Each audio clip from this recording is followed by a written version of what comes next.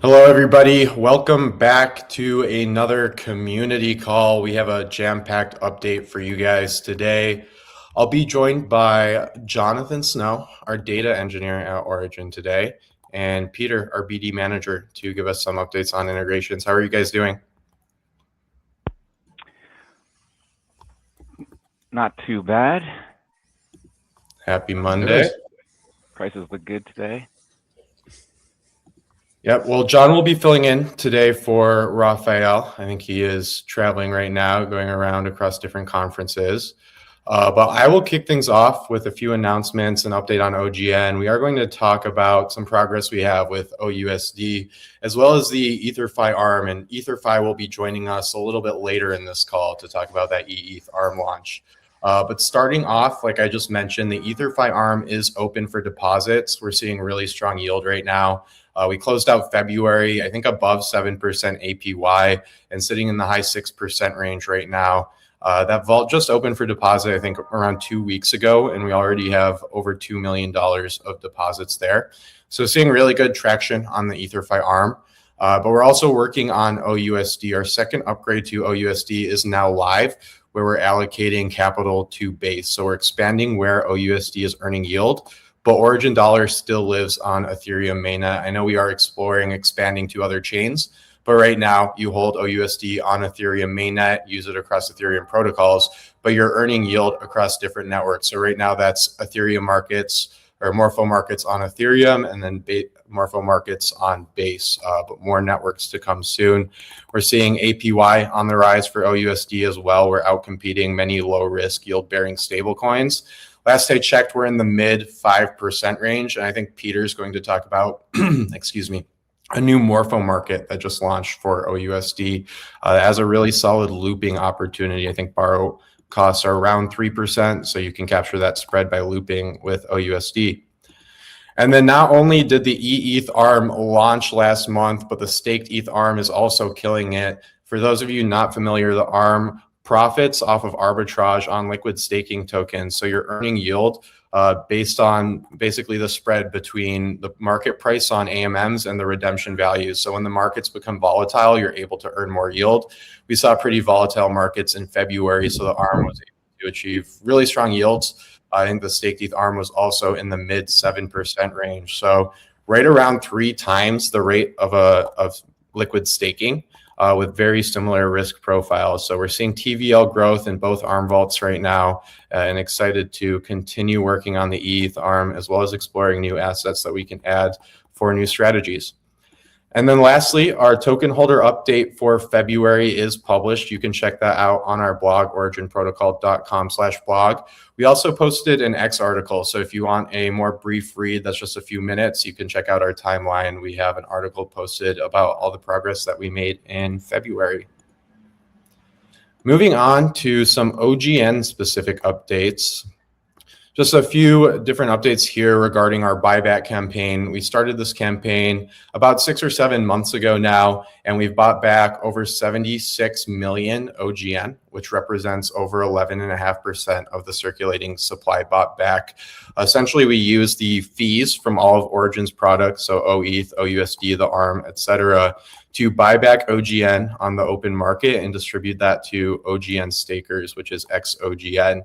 So we're seeing a lot of people right now lock up OGN and stake it for XOGN. We see about 50% of the supply is currently staked to earn rewards. I think that's currently earning high or mid double digits, I think around 17, 18% APY on max locked OGN. So really solid opportunity with no new token emissions. All of that staking yield is funded by our protocol's performance. So really strong metrics here. And then throughout February, we bought back right around 8.5 million OGN. So tracking at over 100 million OGN per year right now based on our protocol's performance. So super strong metrics. Glad to see this. Always do a little short update on OGN to kick things off. We do have some other updates though. I think we are going to pass it over to Peter next to talk about integrations. I know he has a few updates for us, so I will let him take the microphone. Thanks, Ryan. I am sharing my screen right now if you want to pull that up as I kind of run through everything that I have here for today. So on the morpho markets, or starting with the morpho markets, the yields and the borrow rates have been pretty good the last few weeks. Starting with the markets that have the borrow booster enabled, where the yield from the LSTs is sent to the borrow side to incentivize the borrowing. On the Super ETH market, which is the one I have on my screen now, you can borrow at the negative 2.67%, which is the net rate from the actual native rate of 4.74% being offset from all the yields coming from Super ETH, which is 6.42, and then the additional 1% coming from OP. So taking advantage of that negative rate, if you were to do a leverage loop with this market, even at, I think, 3 loops would get you more than double the yield from just regularly holding Super ETH. And if you were to do 5 loops, then you would be more than double, I believe, if you were to take out the highest LTVs or a higher LTV. On the OETH market, it's a similar situation. It's actually an even better situation where the borrow rate is a bit lower and the OETH rate is a bit higher at a native rate of 3.32 and the OETH rate of 9.21. So that gets you, if you were to do that leverage loop, that would get you closer to I think, double the yield at, actually, what did I have here? In a single loop, sorry, a single loop would get you more than, they're just about double the yield of OETH. Whereas if you were to do, I don't know, 5 loops, you could get something like 4 times the amount of OETH yields, which is pretty nice right now. But as always with these kinds of markets, keep an eye on your health factor, because OETH and Super ETH are pegged to ETH, so their prices will be volatile, since only the borrow side is stable for these two markets. Then onto the classic leverage loop style of market. If you were to do the leverage loop here, you can get to about double the Super ETH yield in about 3 loops, I believe, or just about double at 5 loops, since the borrow rate is pretty low on this market at just 1.38%.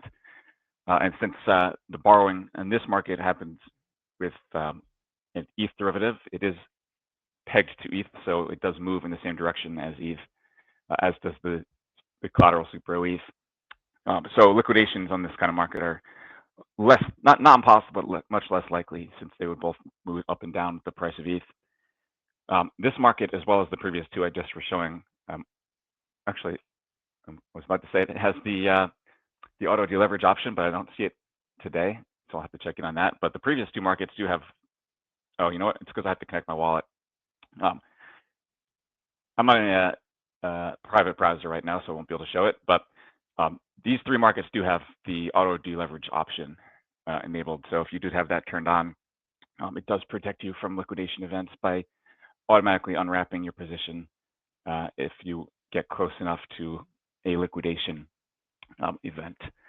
But these 3 markets are also already supported on Contango. So if you want to do the leverage loop and take advantage of the good rates today, that would be a pretty easy place to take advantage of that without having to manually do the loops. And then there's the new stablecoin market for OUSD, or wrapped OUSD. I think this is the first time you can ever use OUSD as a collateral. And so in this market, if you choose to wrap the OUSD into the 4626 version of wrapped OUSD, you can use it as collateral to borrow USDC at a rate that is just over 3% at 3.01. That means, I think, 2 loops on this market would get you to 1.5 times the current OUSD yields. Or if you wanted to reach the double the yields, I think that would take about 5 loops. And that is if you were borrowing at around 70% LTV. This market does not yet have the auto deleverage option, but that has been requested to be added, so I imagine that will happen sometime soon. But since OUSD is backed by USDC, both sides of the market should move in the same direction when USDC goes slightly above or slightly below peg. But I'd still recommend leaving a bit of a buffer with your LTV in case of anomalies and black swan events. This market is also not yet supported on Contango, but they should be adding support for that in the next few weeks, I believe. But it's pretty exciting that we have this now after having OUSD live on chain for so many years. I'm excited to start taking advantage of this one. Peter, before we move on, I just want to briefly explain the differences between the first two markets and the second two morpho markets that you showed. So the first two operate a lot differently than the others that you showed. So these are vanilla tokens, right? They're not wrapped, super OETH and then OETH. These use Borrow Booster, which is a specific feature unique to Origin, where essentially you're earning off the borrow rate. So you're able to borrow USDC at a negative rate, essentially meaning that you get paid to borrow that USDC, and that's how you're earning yield on these markets while you're leveraging up on your ETH position. So really unique feature specific to Origin on these morpho markets where you can get negative borrow rates on USDC. Whereas the other two markets that use our wrap tokens, and this applies to pretty much all the other morpho markets that we have that use wrap tokens, that's more of a traditional looping play where you're amplifying the yield, the inherent yield on those yield-bearing tokens. So what you're earning here is based on the liquid staking rewards from Super OETH, and what you would be earning on the OUSD market is the yield that you're earning on OUSD, which you can amplify by looping your position. So just wanted to make that distinction. The strategies differ a little bit depending on what you use, but two really solid options here on Morpho for Borrow Booster and then the more vanilla looping strategies that we have. Thanks, Ryan. I believe all these markets have a fair amount of liquidity as well. Yeah, they do. So any kind of looping between any of these four markets, there should be plenty available for most sizes, I'd say, unless someone really wanted to go crazy, and then we could probably figure something out. But anyway, onto the curve pools. There are several new curve pools, curve pairs that we have been incentivizing for the epoch that starts, I think tomorrow is the top of the cycle. There's no volume on these yet, and most don't have TVL yet, but the new pools are this one, EUSD, which is a basket stablecoin from the Reserve protocol. It's backed by, I believe, USDC and USDT lent to Aave and Compound. And we also are incentivizing this one, which is Athena's stablecoin that you'll also earn this 30x point multiplier from by depositing in the pool. We are also going to be incentivizing this pool, PMUSD, which is a stablecoin that's backed by gold and other precious metals. And this one also includes the point multiplier. And you can see there's a bit of TVL in there already. And then lastly, AVUSD is the last one that we've added newly to the list. This is a stablecoin by Avant, which is a yield protocol that has a tranching mechanism. And I believe this one is also primarily backed by USDC. But all of these markets, as well as all of the markets up here that are showing CRV rewards, have the yield forwarding enabled with the pool booster. So with this function, the destination for the yield is to be essentially each pool's own gauge or incentive for each gauge, so that voters can vote on each pool to send emissions to the pool. So they should continue to earn CRV rewards indefinitely as long as there's any liquidity in the pool. Thank you. I did have the graphic on my next tab, but you've got it there already, so that's good. So that's basically what's going on. Is the OUSD sitting in the pool will generate the yield, or generate some yield, and that will be sent to basically as an incentive to voters to send emissions to the pool. So exciting to add these new 4 stablecoins to the list. We'll see what kind of traction they can lead to.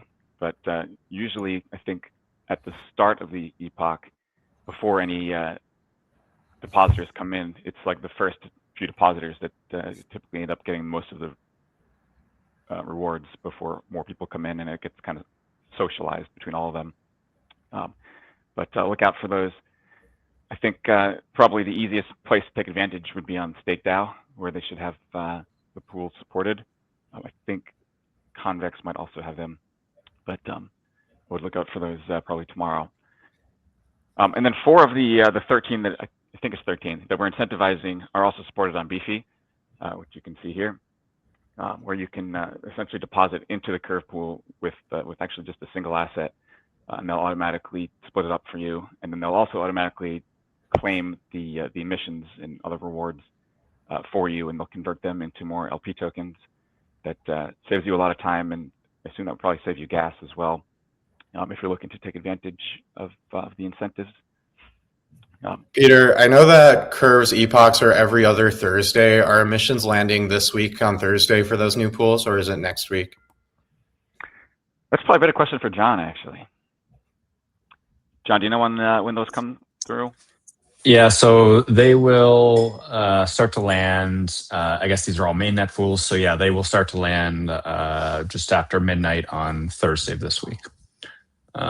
We always end up doing our incentives 6 days prior to that. So yeah, these pools will start to feel a bit more of that in a couple of days. So definitely stay on the lookout for emissions landing later this week on Thursday. As Peter alluded to, the APYs are really high when emissions land. We've seen 40, 60, 70% APY on some of these pools right after emissions land. So if you can get in early, you can earn really high yield on a stable pair. So you're not really seeing any market volatility by becoming a liquidity provider here. So really solid opportunity on Curve for sure. Just wanted to draw a link here between those morpho markets we talked about with Borrow Booster and these curve pools that we use Pool Booster. So both of these use the same technology, which we call yield forwarding. You can think about it like programmable yield. Essentially, we're using this yield to create more efficiency in DeFi. So instead of letting your token sit idle or simply just earning liquid staking rewards or stablecoin rewards, they're used in different ways, right? So on Morpho, they're used to incentivize the borrow rate. And in the case of Curve, they're used to incentivize the liquidity pool. So then you get added efficiency instead of just earning on the stables. And in the case of AMMs, typically you don't earn on yield-bearing tokens. So for this, you're using that yield to incentivize the pool, so you can earn that yield as a liquidity provider. Cool. Excited to see the emissions come through. I know on one of them in particular, it didn't get any initial deposits at first, and I think I saw the emissions go up as high as like 1,000% or something like that before people started coming in. So you will see from time to time triple and quadruple digit APYs, which is kind of crazy. Those usually don't last, but it is cool to see them sometimes. On the new ARM integrations, there really aren't any at the moment, but there are several Morpho curators that are considering listing the ARM LP token as collateral, especially with the ARM yields that are close to 7% now. Having a borrow rate on a Morpho market even as high as like 5% could get you to double-digit yields pretty easily with a few loops. So stay tuned for the new markets that will likely come soon for the ST ETH ARM and probably eETH ARM as well. I think there is still one for OS, but that would be over on Silo. We'll have to double check that. And then Supernova was the last thing I had here. It's the new AMM that was deployed recently by the Black Hole team. I know we've been testing out running an AMO here for OETH. It does look like the pool is live already with some liquidity. I think it would be this bottom one most likely that we'll be using. But I think it'll be a few more weeks before we have the full AMO up and running. But maybe we can get the Black Hole team on here next month to give a demo of their AMM and maybe touch on what's different about it from this one and every other AMM out there. But other than that, don't have much else to share about Supernova, other than the fact that the pool is deployed. Okay, Peter, thank you for those updates. Excited to see those new markets on Morpho and those new curve pools coming up. Next up, we have a few product updates. I think our biggest news is probably the eETH ARM. We're going to save that for EtherFi. They're going to be joining us in probably 10 minutes here. But I'll pass the microphone over to John to talk a bit about Origin Dollar. Thanks, Ryan. I think, obviously another piece to add on to what Peter had said, because we were talking a bit about OUSD as well, is that, all of our campaigns end up going in these, at least the bootstrapping campaign ends up going for 2-week cycles. So not all of these pools that are being incentivized through this bootstrapping process have liquidity deployed. So you saw with PMUSD, there was some liquidity deployed there, but that's not always the case with all of these pair pools. So there really is an opportunity even early on to deposit even small amounts of liquidity and feel a bit of that rewards pressure at the start. Like anything on Curve, this stuff sort of normalizes to whatever the market rate ends up being. So eventually they all kind of trim down to your boosted yield via the emissions. So just keep an eye on that one. But just overall on OUSD, the 30-day APY is pretty strong. It's been hovering in this 5.6, 5.7 range. When I checked last, it was 5.66. So great performance there. We put a slightly greater emphasis on the AMO rebalancing. So the OUSD pair is incredibly strong. I mean, peg management has certainly been one of the key focuses for us across all of our tokens, but it's something that we've been spending a little bit more time on with OUSD as of late. Again, just to echo on where Peter was talking, these new Curve pairs, these partner pools, have over 3 million in TVL. That doesn't include the 4 or 5, I can't remember the exact number of new pools that we are launching at the start of this epoch on Thursday. So that's pretty exciting. And I think we just finished one 3-week cycle or 1-3 campaign cycle with a partner. So within, just over a month, this has brought in a bunch of TVL for both, OUSD and these partner tokens that we're paired with. So like Ryan had mentioned, expansion of base is now live. As of today, I guess I could probably, if someone wanted to pull up analytics, just for others to keep an eye on it. But right now it's about 25% of collaterals on base. If you ever want to take a look at it, you basically can go into our analytics. You have this fancy new collateral distribution, so you can see what chain it's on, what market it's in, and the distribution of assets in that regard. So if you want to keep an eye on where funds are at, definitely take a look at that. And we're kind of going through the process right now of risk assessment and understanding new network markets in the existing networks, and what new networks present more opportunities there as well. So a lot of exciting things coming for OUSD. And then the next thing, and I guess this is kind of the bookend of my bit here, is OETH compounding validators. So I know we've been talking about this a lot, and I think it's important to reinforce that this is certainly the future of native staking and beacon chain validators. It really condenses and sort of concentrates the validator set in such a way that they are more performant. Right now, the entry queue is around 60 days. So it's a bit of a challenging process to go from old to new. So our original plan was we were going to exit validators that we had, deposit to new consolidated validators. But we're going through, compounding validators. And now we're going through a consolidation path. So the reason for that is if we were to do exit deposit, we would be waiting almost 10 days on the exit and 60 days on the deposit. So the unfortunate reality is for OETH holders is that means that is an idle period. So it's basically 70 days without yield, which is a non-starter. Now, compounding validators, like I said, offer more flexibility. So it's going to simplify exit. So instead of exiting an entire validator, we can do a partial withdrawal.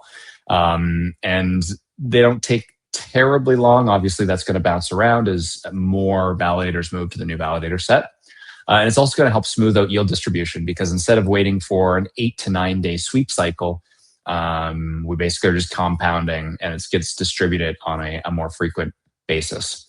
So consolidation is really a separate approach. It's not the one that we were originally going to take, but with this 70-day non-starter I just talked about, consolidation should only take a couple of days. That being said, every time we want to create a new validator, we have to wait the 60-day deposit queue period. So we have, if I remember correctly, I think we have 3 validators that are ready to go, a 4th next week or the week after. And then we have a couple other that will become active. And they only become active when we have 32 ETH in the validator. So we always initialize this with 1 ETH, deposit up, and then go from there. The actual consolidation process is pretty straightforward. So we have an audit started last week. We'll wrap this week. And we should actually be able to start moving some of our validators over to the new consolidated validator type starting next week. Like I said, that will take some time. We probably won't have everything wrapped until early June, which seems like forever away. But it's just one of those trade-offs we had to make when we start to look through this kind of deposit life cycle. It doesn't make a lot of sense to wait for that period. So that's going to be really exciting. I know we've been talking about it for a really long time, but we're on the finish line, and we'll be there soon. And we'll certainly have some more updates on that as we progress through that process and keep everybody in the loop on that. Thank you, John. Yeah, very exciting innovations coming out with oETH. And I was excited too when we were in ETH Denver. The Ethereum Foundation was pretty interested in what we're doing with compounding validators. So hoping to work with them closely as well. It sounds like we'll have 4 validators spun up pretty soon. 3 already are. So that's around 8,000 plus ETH in capacity that we'll start with, around $16 million. And then it sounds like we're targeting June to be fully migrated to compounding validators. All right, let's move on. Let's talk about EtherFi. Let's bring up Rock from the EtherFi team and talk a bit about the eETH ARM and EtherFi. Rock, welcome in. How are you? Hey guys, good. How are you doing? Doing well. Thanks for joining us. Thanks for having me. Yeah, so super excited to cover the eETH ARM, but before we do, I want to talk a little bit about EtherFi. So if you want to give an introduction on EtherFi, maybe go over the background and the history, explain what eETH is, how yield is generated, any other talking points that you want to shoot off here, now's your chance. Cool, thanks. Yeah, so thanks for having me on and looking forward to chatting. So at EtherFi, we're building a crypto neobank. So basically a place where you can save, invest, and spend your crypto. But essentially anything that you do with your bank currently, we want you to be able to do in EtherFi, and it's solely on crypto rails. So we're a non-custodial protocol, which means users always have custody of their funds. There's no repurposing of funds or anything like that. Our most popular asset, as you had mentioned, is eETH. And what eETH is it's a liquid restaking token, meaning you can stake your ETH and you get rewards back. And so currently that's about 3% annually. Our competitors, are around 2.3 or so. And why ours has more rewards is you get restaking yields on top of staking yields. So those all just get compounded into your asset, so you can hold ETH and you can continue to grow it. So that's that asset is very widely used into DeFi, and Origin is using the eETH asset. I think you guys said 7% APY, which is awesome and very exciting. So yeah, you can it's very composable, I guess, within DeFi. And then the second thing is you can also use it as collateral to spend against. And so we have a Visa credit card where you can borrow against your ETH assets, Bitcoin assets, USD assets, and kind of go there. So you can just go to ether.fi. It'll take you to the website and you create an account from there. So it's a little bit different. You log in with an email address. So it's a little bit different feel than a normal crypto where you would connect a wallet. But we're trying to just make it a lot more comfortable for, I guess, normies to use as we kind of, cross the chasm from crypto into normal usage. Awesome. Thank you for that overview, Rock. You kind of alluded to other assets. You mentioned eETH is the most popular asset by EtherFi, but you did say you're building a neobank, so I assume there's probably other assets you guys are working on. Is that something you wanted to touch on as well? Yeah, I mean, so we have a lot of assets. I guess we have our staking assets, and so think of those as like T-bill yield for stables, ETH, and BTC. And then we also have our liquid products, which takes your assets and puts them into DeFi in a managed vault. And so you earn higher returns on that, but it's obviously you take on a little bit more risk. And then we have our cash product, which basically like allows you to borrow against those other things. But I think the easiest way to explain EtherFi is, we're asset agnostic. We're not like here to pick assets. We just want to give whatever our customers want. And so think of us as like, for those that are in the States, think of us as like a Robinhood for crypto. And so we'll have gold on there soon. We'll have US equities actually are going to be available soon. So we're really excited about some of the other assets that we're bringing on here.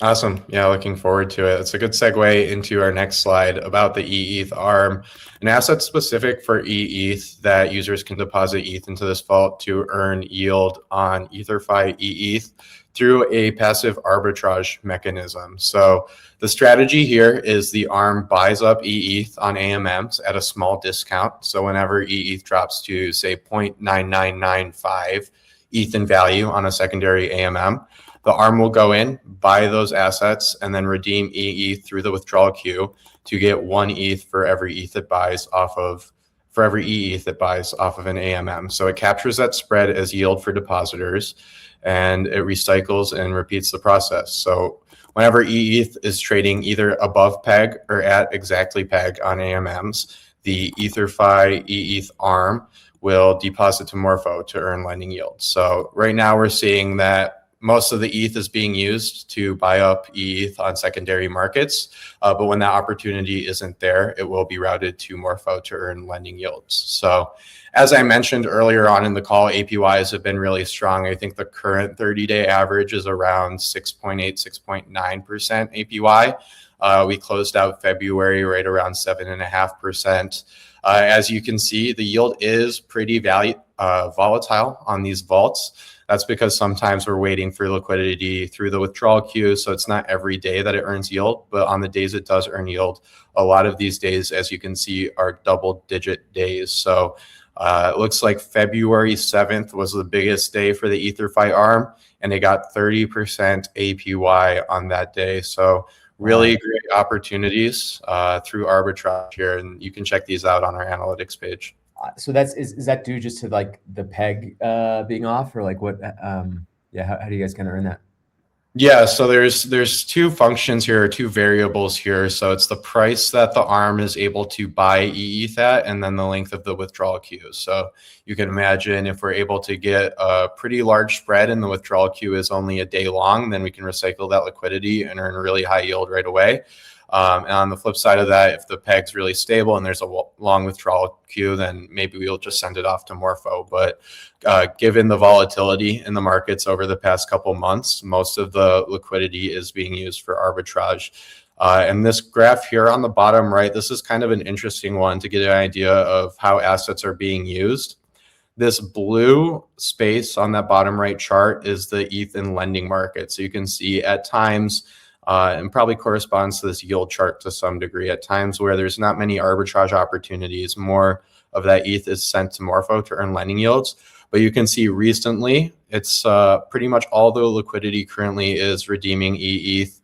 That's that gray part of the chart, and that's typically the majority, at least for the past month, of the ETH is being used to support the eETH peg and then redeem eETH 1-to-1 to earn that arbitrage yield. And then the purple is just the WETH held by the vault waiting for an opportunity to arbitrage. You can see a couple spikes there. That's probably just from new ETH deposits into the vault as the TVL is growing. But you can see also in the top right, trading volume on the ARM has been picking up.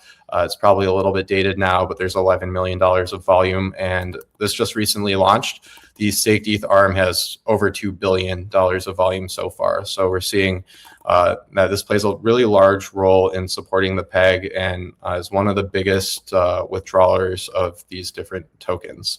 So that's something I didn't really touch on much, but this ARM actually, if you deposit to the ARM, it helps support these liquid staking token pegs, right? So if the ARM has a bunch of liquidity, you can imagine if eETH, for example, trades at 10 basis points below the peg on any given AMM. The ARM comes in and adds buy pressure to eETH to support the peg. So the more liquidity that these ARMs get in the vault, the more support that these different LST pegs get during moments of volatility. So it's a really cool product in that regard, where you're helping support the ecosystem while earning really strong yields. Love it. All right, I think we covered everything that I wanted to talk about with the eETH ARM. I'll open the floor to any questions, or if John, Peter, you guys have any comments on the ARM you'd like to add, I will let you do so. Otherwise, hold the floor here for maybe 30 seconds, see if we get any questions coming in from our X broadcast or on Discord. I know we're not streaming today on Discord, but sometimes we'll get questions just in our discussion chat. So let's wait here just to see. Producer Ziad is saying no questions right now from the community. So I think we can wrap up a little bit early today. Thank you all for joining us on the March community call for Origin Rock. Thanks so much for joining in to talk about EtherFi. Really excited for the eETH ARM. I'm glad to see yields as strong as they are right now. And a lot more to come with OUSD, OETH, and all of Origin's products. Thank you, guys. Thanks for having us. We'll see you. Thanks, guys.